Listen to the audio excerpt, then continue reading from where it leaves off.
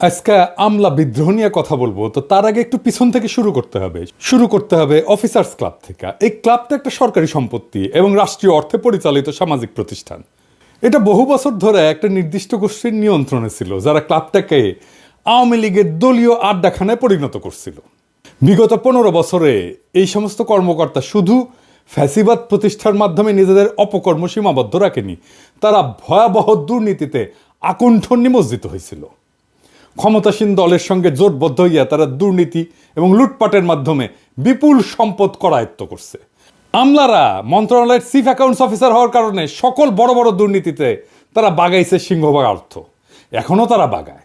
এর বাইরে এই ধরনের কর্মকর্তাদের অতি উৎসাহের বিষয় ছিল গুম, খুন, গুরুতর জখম, অসংখ্য মিথ্যা মামলা এবং বিরোধী মতাবলম্বীদের দমনমূলক অপকর্ম।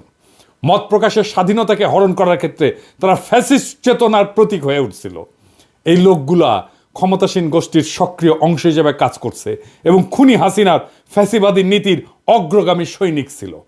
দুঃখজনকভাবে 5ই আগস্টের ছাত্র জনতার রক্তক্ষয়ী বিপ্লবের পরও এই সমস্ত অপরাধীদের চিহ্নিত করে জবাবদিহিতার আওতায় আনা সম্ভব হয়নি এখনো। এইটা অন্তর্বর্তীকালীন সরকারের একটা বড় ব্যর্থতা এবং জাতির জন্য গভীর হতাশার কারণ হয়ে আছে। 5ই আগস্টের পর পদোন্নতি প্রাপ্তরাই এখন Bangladesh administrative service association BASA এই বাসার নেতৃত্ব দিচ্ছেন। অন্যদিকে বিএনপি অনুসারী পদোন্নতি বঞ্চিত অবসরপ্রাপ্তরা অফিসার্স ক্লাবের নেতৃত্ব দখল করছেন। এই দুই প্রতিষ্ঠান এর সদস্যদের নির্বাচিত প্রতিনিধিরা চালাচ্ছেন জবরদখলকারীরা। সবগুলো আসনে জোর কইরা বসে পড়ছেন। ক্লাব নেতৃত্বের অনুগতরাই এই বাসার নেতৃত্বে সমাসীন হয়েছেন। প্রশাসন ক্যাডার অফিসারদের একটা বহুমুখী সমবায় সমিতি আছে। এই সমিতি আর অফিসার্স ক্লাব এখন পরিচালিত হচ্ছে অভিন্ন ব্যক্তিদের নেতৃত্বে। ধানমন্ডিতে অবসর নামে অবসরপ্রাপ্ত কর্মকর্তাদের একটা সংস্থা আছে, তার নেতৃত্ব এখন এই সমস্ত নেতাদের করতলগত। এই দুইটার নেতৃত্বে যারা আছেন তারাও নির্বাচিত না, দখল করছে। এই যে 4টা সংগঠনের কথা বললাম, এই 4টা সংগঠনের পাশাপাশি নাম সর্বস্ব আরো 2টা সংগঠন অফিসার্স ক্লাব থেকে ভুইফোড়নে তারা পরিচালনা করতেছে। বক্তৃতা বিবৃতির মাধ্যমে প্রশাসনকে নিয়মিত ভয়, ভীতি, হুমকি দামকি এইটা প্রদর্শনের জন্য ব্যবহৃত এই প্যাড সর্বস্ব সংগঠন 2টার নাম হইল বৈষম্য বিরোধী কর্মচারী ঐক্য ফোরাম এবং জুলাই আগস্ট গণবিপ্লব কমান্ড কাউন্সিল। ওরে বাবা, ডরাইছি। হ্যাঁ, বাস্তবে এই জাতীয় সংগঠনের কোনো অস্তিত্বই নাই। এর চেয়ে বড় জঘন্যতম প্রতারণা এবং জালিয়াতির ঘটনা আর কি হইতে পারে? অথচ প্রতিনিয়ত এই কাজটা করে যাচ্ছে অফিসার ক্লাব দখলকারী এই গং। আর এমনটাই হচ্ছে আজ বাংলাদেশের প্রশাসন ক্যাডারের সর্বোচ্চ পদে পৌঁছানো কিছু অফিসারের প্রকৃত মান এবং আসল চেহারা। 5ই আগস্ট ফ্যাসিবাদী শাসনের অবসানের পর ক্লাবের পরিবেশ উন্নত হবে এবং হারানো ঐতিহ্য ফিরে আসবে বলে আশা করা হয়েছিল, কিন্তু দুর্ভাগ্যজনকভাবে এক গোষ্ঠী থেকে আর এক গোষ্ঠীর দখলে ক্লাবের নেতৃত্ব হস্তান্তরিত হইয়া সেখানে দুর্নীতির নতুন অধ্যায়ের সূচনা হয়েছে। বর্তমানে ABM আব্দুল সাত্তারের নেতৃত্বে ক্লাবটা অনিয়ম এবং বেআইনি কর্মকাণ্ডের কেন্দ্রে পরিণত হয়েছে। জনাব সাত্তার 82 ব্যাচের প্রশাসনিক কর্মকর্তা, যিনি বিএনপি চেয়ারপারসন বেগম খালেদা জিয়ার একান্ত সচিব ছিলেন। সরকারি দায়িত্ব পালনকালে দুর্নীতির অভিযোগের কারণে বিতর্কিত ব্যক্তি। তিনি অফিসার্স ক্লাবের সাধারণ সম্পাদকের পদ দখল করছেন এবং সহযোগী হিসাবে দুর্বিনীত আরেক আমলা আব্দুল খালেককে কোষাধ্যক্ষ বানাইছেন, যা নিয়ে ব্যাপক প্রশ্ন উঠছে। বিশেষ করে ক্লাবের জন্য 400 কোটি টাকার নির্মীয়মান নতুন ভবন প্রকল্পকে কেন্দ্র করিয়া তাদের তৎপরতা ব্যাপক সন্দেহের সৃষ্টি করছে। অফিসার্স ক্লাবের গঠনতন্ত্র অনুযায়ী এর সাধারণ সম্পাদক ক্লাবের প্রধান নির্বাহী এবং সভাপতি হন মন্ত্রিপরিষদ সচিব। কিন্তু বর্তমানে ক্লাব দখল করে গঠনতন্ত্রের লঙ্ঘনের মাধ্যমে 2 বছর মেয়াদে একটা অস্থায়ী কমিটি গঠন করা হয়েছে। এহেন পরিস্থিতিতে সাত্তার খালেক গংদের সাথে মন্ত্রিপরিষদ সচিব শেখ আব্দুর রশিদ এবং প্রধান উপদেষ্টার মুখ্য সচিব সিরাজউদ্দিন সাথীর মতো খ্যাতিমান, সজ্জন এবং শ্রদ্ধাভাজন অফিসাররা কিভাবে সংযুক্ত থাকেন এটা আমাদের বোধগম্য না।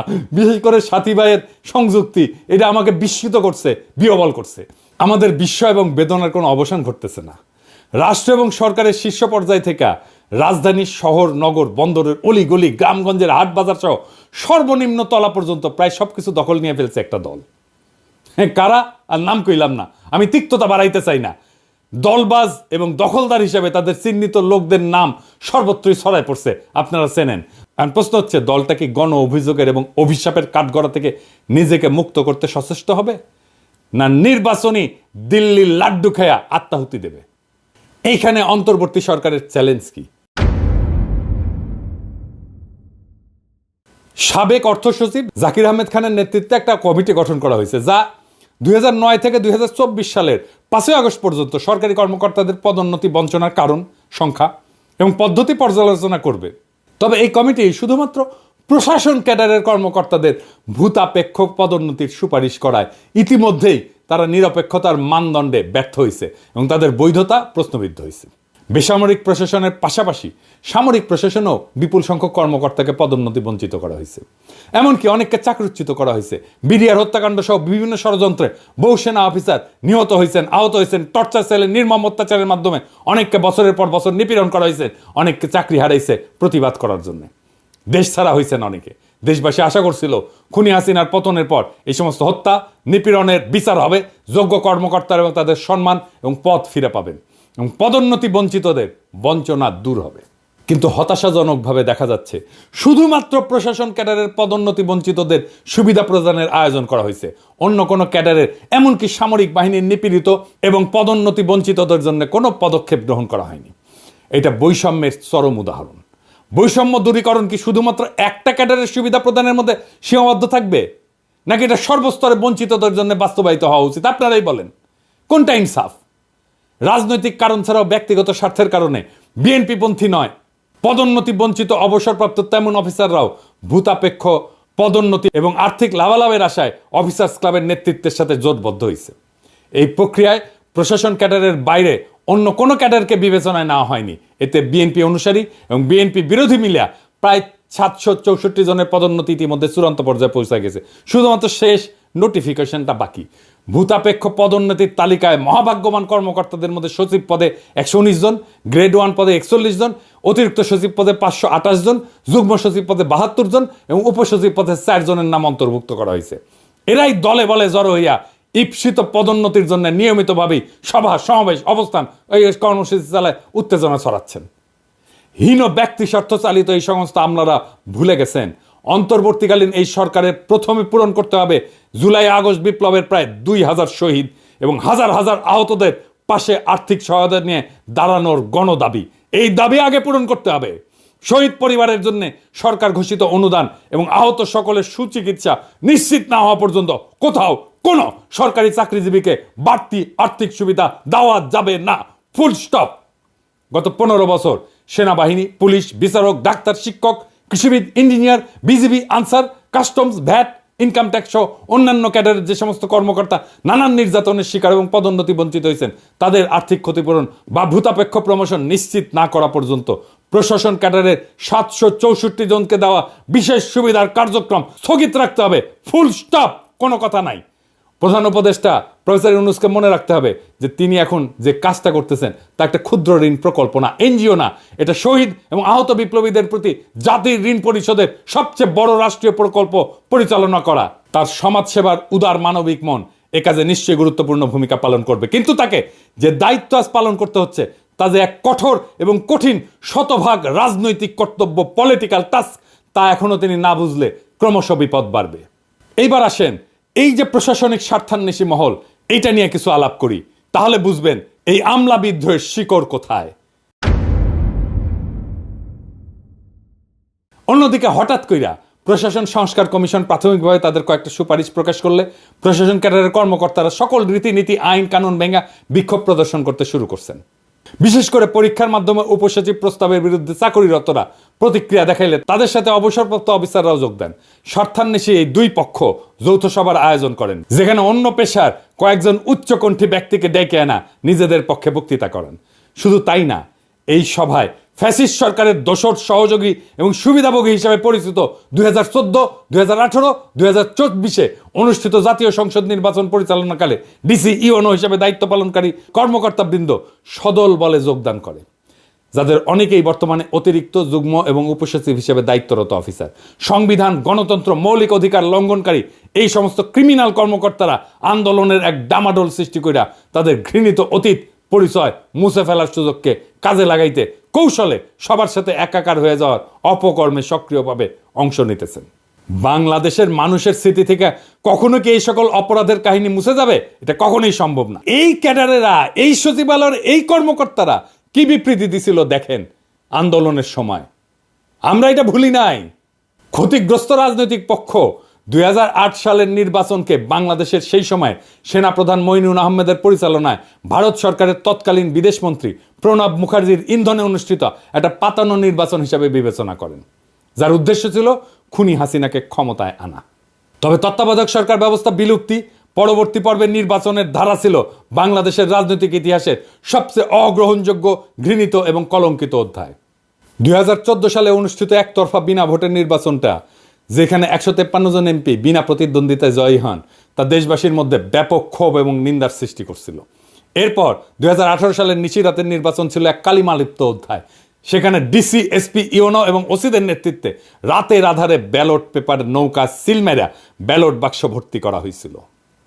এছাড়া সর্বশেষ 2024 সালের ডামি নির্বাচনও এক মহাকেলেঙ্কারি হিসেবে লেখা থাকবে, যা ভোটের মাধ্যমে জনগণের স্বাধীন ইচ্ছা এবং পছন্দ অনুযায়ী সরকার গঠনের সকল ধারণাকে ধূলিসাৎ করে দিছিল। এসব নির্বাচন শুধুমাত্র গণতন্ত্রের অবমাননা না, দেশের ঐক্য, রাজনৈতিক স্থিতিশীলতা এবং বিশ্বাসযোগ্যতার জন্য এক বড় ধরনের বিপদ হয়ে দাঁড়াইছিল। 2014, 2018 এবং 2024 জাতীয় সংসদ নির্বাচন এবং ফ্যাসিবাদী শাসনামলে পরিচালিত স্থানীয় নির্বাচনে দায়িত্ব পালনকারী জেলা প্রশাসক, এসপি, ইউনো, ওসিদের চিহ্নিত কইরা তাদের জবাবদিহিতার আওতায় আনা প্রয়োজন। অনেক দেরি হয়ে গেছে, কিন্তু এখন এই কাজ শুরু করতে হবে।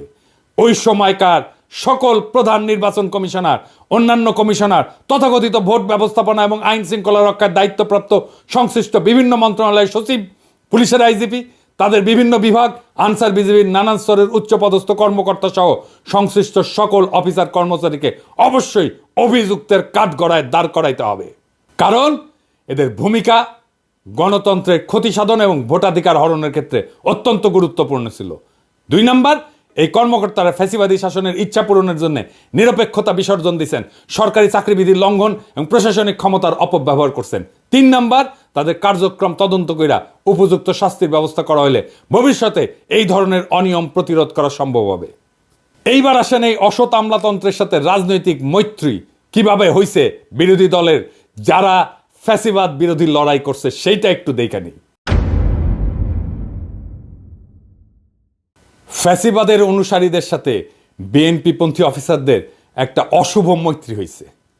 এই মৈত্রীর বিষয়টা দলের হাইকমান্ডের নজরে পড়লেও তারাই নিয়ে কোনো পদক্ষেপ গ্রহণ না করে নীরবতা অবলম্বন করতেছেন। অন্তর্বর্তীকালীন সরকার চাপে পড়ায় দলটার নেতারা আমোদিত হচ্ছেন। সরকারকে কোণঠাসা কইরা দলটা জনপ্রশাসনের উপর তাদের আধিপত্য বৃষ্টির চেষ্টা করতেছে, যা আগাম নির্বাচন এবং ভবিষ্যতের ভোট যুদ্ধে ছলে বলে কৌশলে ব্যালট বাক্সে নিজেদের ভোট বাড়ানোর জন্য সহায়ক হবে বলে তারা চিন্তা করতেছেন। ইতিমধ্যে উপজেলা পর্যায় থেকে সচিবালয় পর্যন্ত বিভিন্ন বিভাগ, দপ্তর, পরিদপ্তর, বদলি, পদোন্নতি, টেন্ডার অনুমোদন, আটকে থাকা বিলের অর্থসার এবং বালু পাথর উত্তোলন সহ নানা বিষয়ের তদবির নিয়ে রাজধানীর অফিসার্স ক্লাবে এক সরব তদবিরের হাট বসছে, যেখানে দালালদের অবাধ আনাগোনা লক্ষ্য করা যাচ্ছে।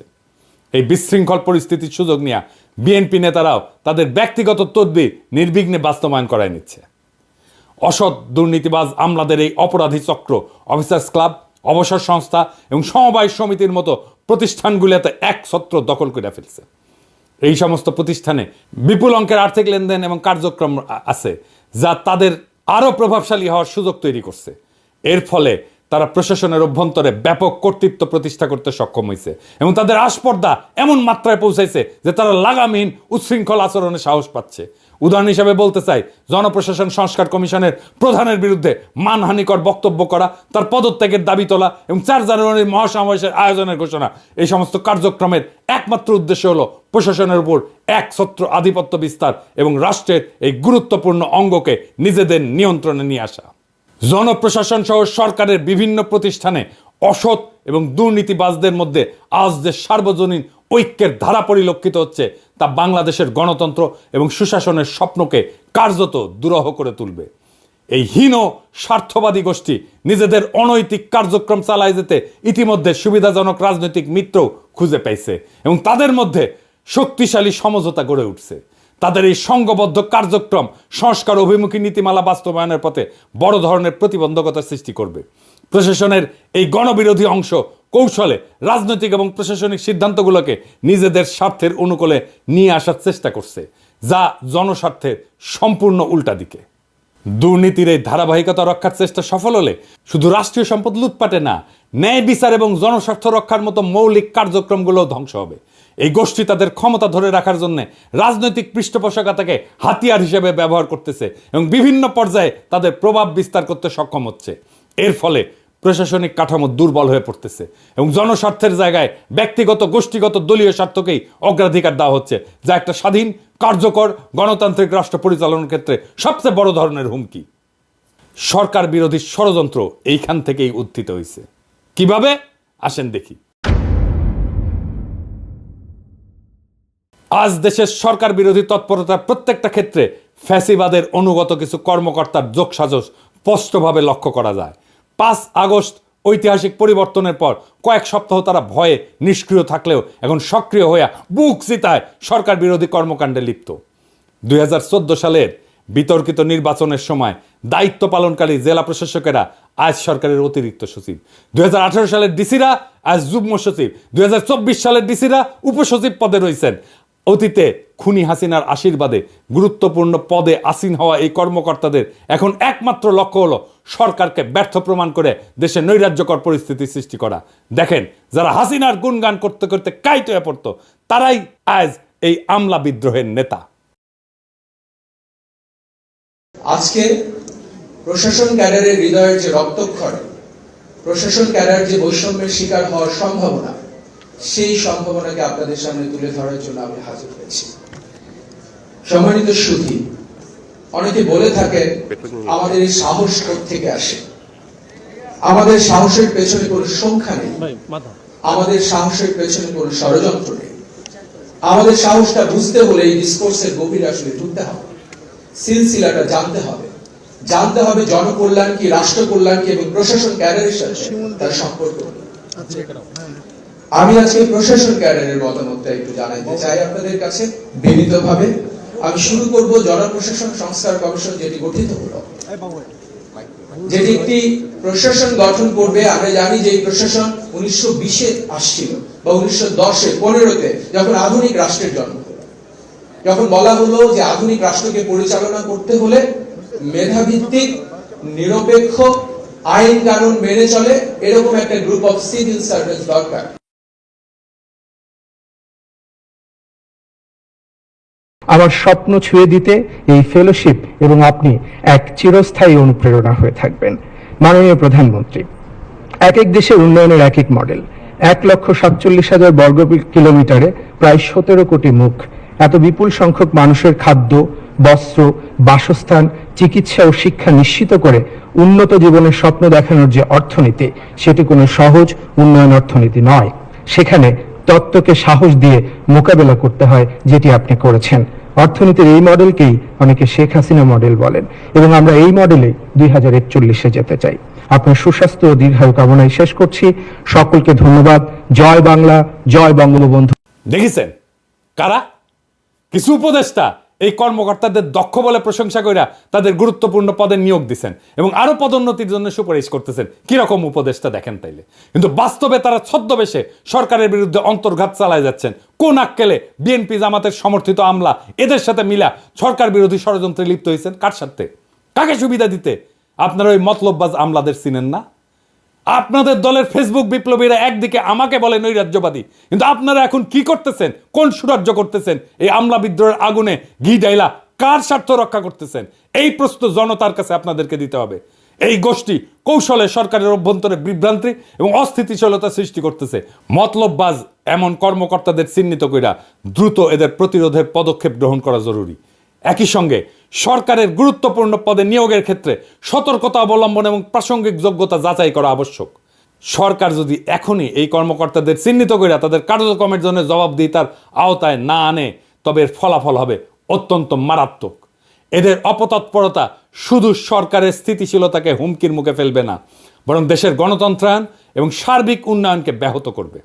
এই কথা ভুলে গেলে চলবে না যে খুনি হাসিনার শাসনামলে সচিব এবং অতিরিক্ত সচিব পদে যারা পদোন্নতি পাইছিলেন, তাদের একজনকেও এই চাকরিতে রাখা যাবে না। এইটা ছাড়া আমলাদের আপনি ঠান্ডা করতে পারবেন না।